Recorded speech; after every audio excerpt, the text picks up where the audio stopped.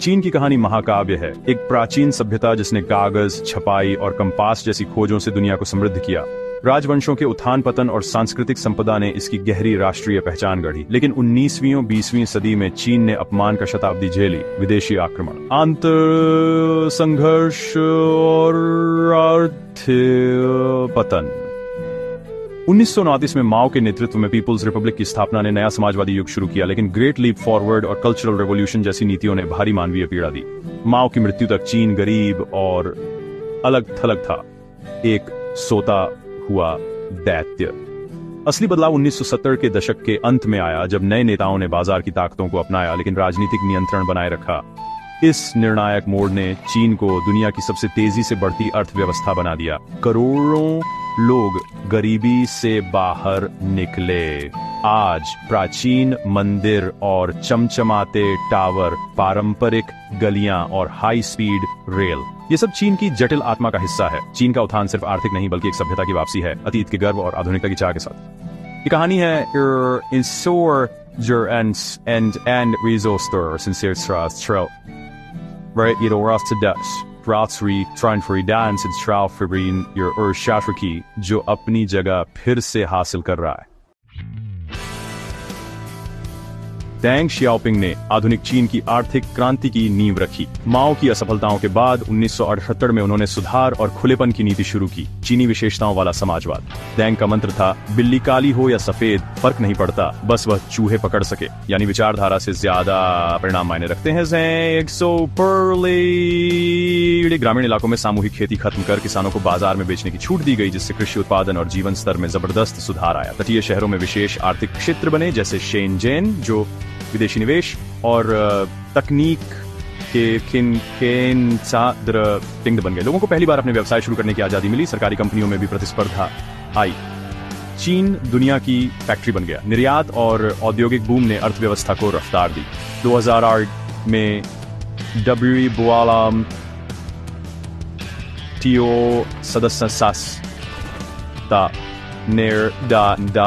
चीन को वैश्विक अर्थव्यवस्था से और गहराई से जोड़ा। ये सिर्फ आर्थिक नीति नहीं बल्कि एक राष्ट्र का पुनर्निर्देशन था, 21वीं सदी की महाशक्ति की नींव।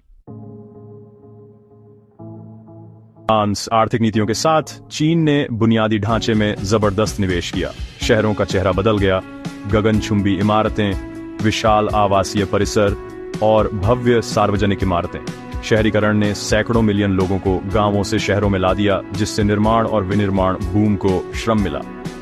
चीन का हाई स्पीड रेल नेटवर्क अब दुनिया में सबसे बड़ा है, देश को जोड़ता और आर्थिक जीवन रेखा बनता। एक्सप्रेसवे, बंदरगाह, एयरपोर्ट, थ्री गॉर्जेस डैम, ये सब राज्य की विशाल क्षमता दिखाते हैं।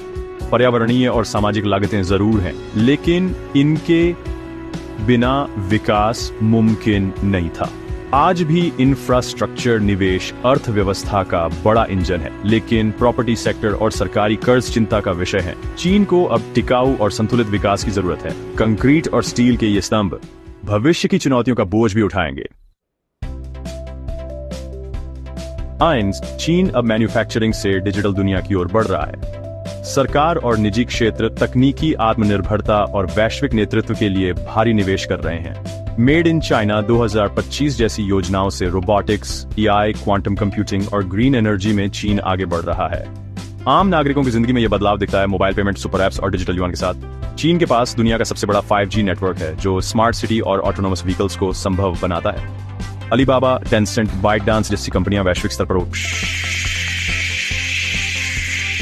कर रही हैं। सरकार, निवेशक, ग्राहक और रेगुलेटर की भूमिका निभा रही है। एआई और अंतरिक्ष कार्यक्रम में भी ये तेज प्रगति डेटा प्राइवेसी और निगरानी जैसे सवाल भी उठाती है। डिजिटल ड्रैगन अब वैश्विक तकनीकी परिदृश्य पर छा रहा है।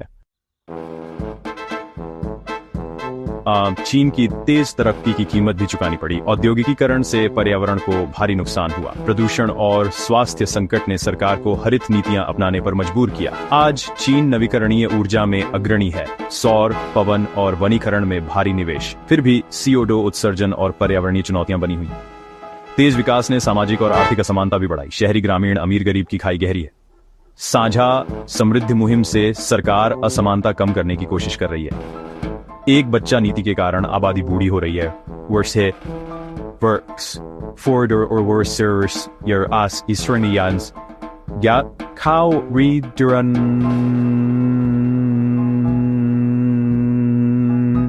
यह दीर्घकालिक चुनौती है। चीन को टिकाऊ न्याय संगत प्रगति के लिए इन चुनौतियों से जूझना होगा। और अब चीन वैश्विक मंच पर अपनी ताकत दिखा रहा है। वह सिर्फ आर्थिक महाशक्ति नहीं बल्कि अंतरराष्ट्रीय व्यवस्था को भी आकार देना चाहता है। बेल्ट एंड रोड इनिशिएटिव के जरिए चीन एशिया, अफ्रीका और यूरोप को इंफ्रास्ट्रक्चर से जोड़ रहा है। ये परियोजना चीन की पूंजी, तकनीक और मानकों का निर्यात करती है, भू राजनीतिक पकड़ मजबूत करती है, सेना का आधुनिकीकरण, हाईटेक हथियार, साइबर वॉरफेयर, विदेशी हितों की रक्षा और क्षेत्रीय दावों के लिए चीन पश्चिमी नेतृत्व वाली व्यवस्था का विकल्प पेश करता है। राष्ट्रीय संप्रभुता और गैर हस्तक्षेप पर जोर। AIIB जैसी संस्थाएं, वैक्सीन, डिप्लोमेसी, चीन खुद को जिम्मेदार वैश्विक शक्ति के रूप में पेश करता है। उसका लक्ष्य है 2035 तक पूरी तरह विकसित समृद्ध राष्ट्र बनना, आर्थिक, तकनीकी, सैन्य और सांस्कृतिक प्रभाव के साथ। लेकिन प्रॉपर्टी संकट, कमजोर उपभोक्ता विश्वास और अमेरिका के साथ तनाव जैसी चुनौतियां रास्ता कठिन बनाती हैं। सुपर पावर बनने की राह चीन की आंतरिक और बाहरी चुनौतियों से निपटने की क्षमता पर निर्भर करती है।